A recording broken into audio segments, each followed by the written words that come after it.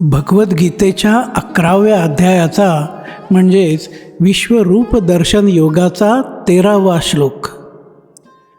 तत्रैकस्थं जगत्कृत्स्नं प्रविभक्तमनेकधा अपश्यद्देव देवस्य शरीरे पांडवस्तदा.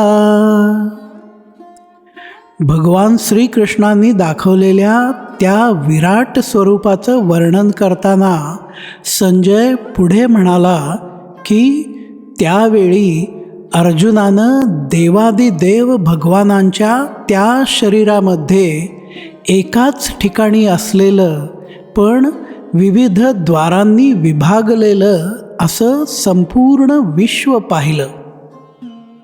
जय श्रीकृष्ण.